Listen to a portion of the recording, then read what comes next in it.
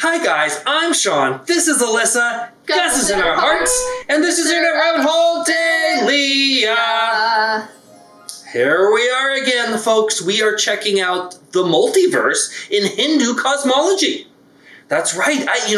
We're learning more about Hinduism all the time. Now, we've heard about a multiverse theory before in other respects. For example, with string theory and M theory, they're talking about multiple realities. Is this related to what Brahmastra is based off of? Like the whole Astra thing? I'm not so sure, but I'm very curious to know more. In general, they're creating like a multiverse, right? Well, it seems to be what the science is telling us these days, at least what this ignorant guy can figure out, is that there is a multiverse. And so I'm very curious to hear what the Hindu philosophy says. Multiverse just means multiple universes. What happened? Multiverse just means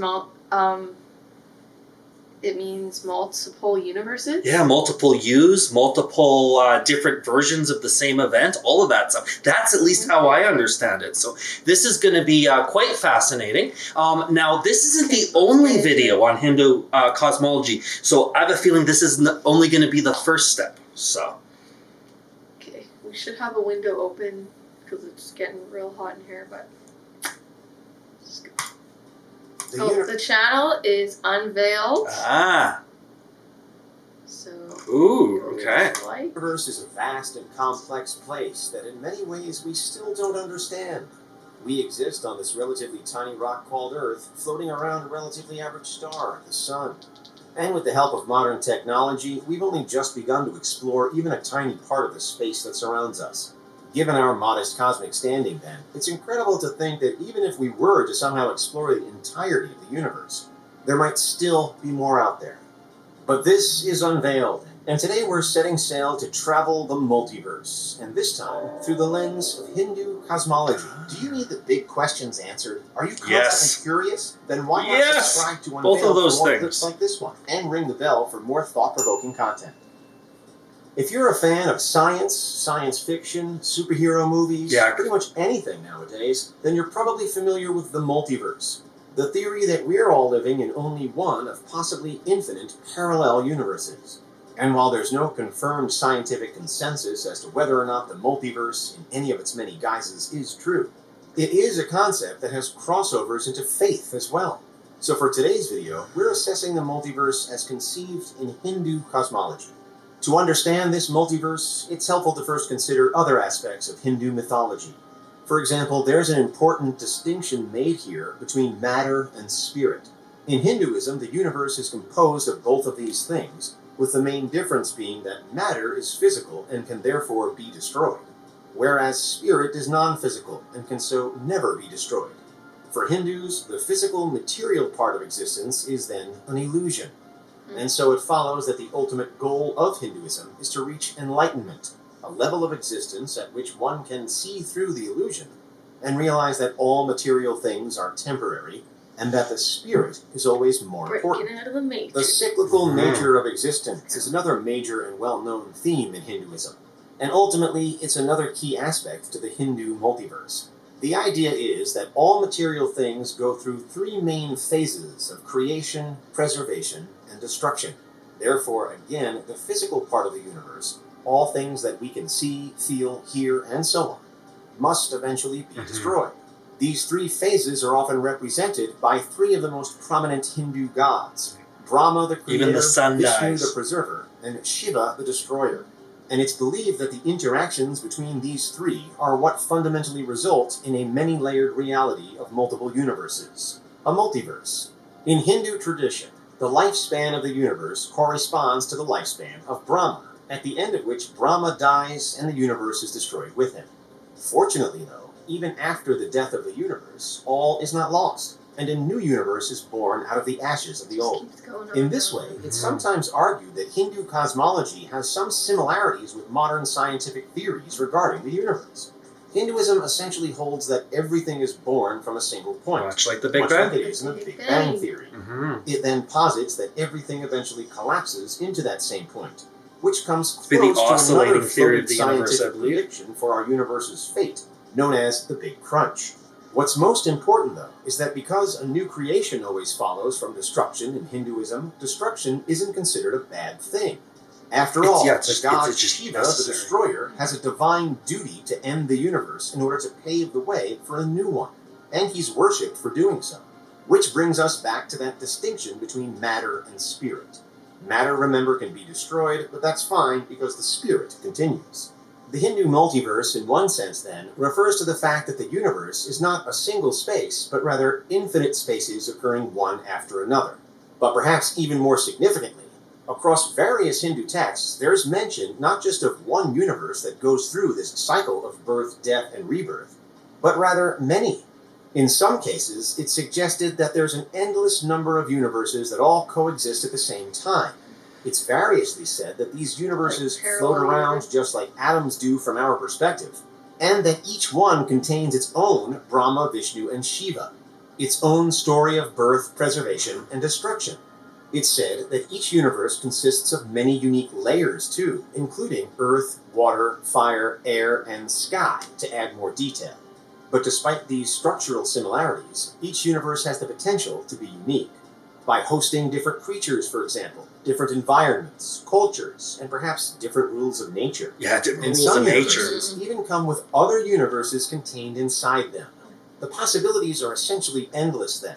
As such, there are many myths and legends in the ancient texts that refer back to the multiverse, How fascinating. making use of the many, many variations that it offers. So now we have the idea that each individual universe is moving through a repeating cycle from birth to rebirth, and the idea that this is happening across countless multi-layered, multiple universes that exist on a higher level. You'd perhaps think that the structure of reality must end there, but there's one final concept to incorporate. In the ancient texts, the Puranas, the mythology goes into detail about 14 further worlds, or lokas, that also contribute to the multiverse total.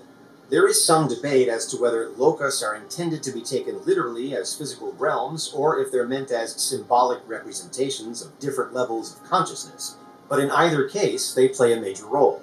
The lokas are located on different planes of existence, with 7 forming the heavens, or upper worlds, and 7 forming hell, or the underworlds. Those belonging to the upper worlds are known as the Vyaritis, and the highest of all of them is the Satyaloka, which is held to be the home of truth and is also where Brahma is said to live.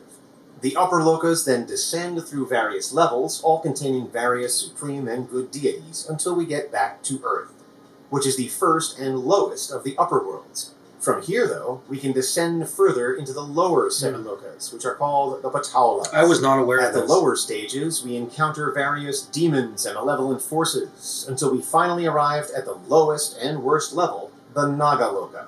To move from top to bottom of the lokas, then, is a journey from wisdom and enlightenment to immorality and sin.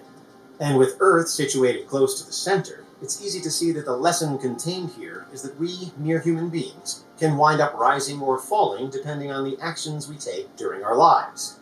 So now we have a full and rich picture of the Hindu reality. Let's recap. First, Excellent. there's the idea that the universe moves through a cycle of births and rebirths, producing new universes every time. This cycle is guided by the gods Brahma, Vishnu, and Shiva, and carries on indefinitely. Second, we have the idea that this cycle is happening across endless universes, not just this one, that exist on a higher plane of reality. These multiple universes are many-layered and are self-contained.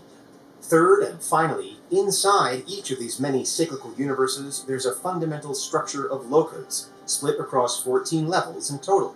Earth itself is in the middle, but there are many other realms above and below Earth, too, the highest of which promises So peace, those would be the lowest like of which the- promises...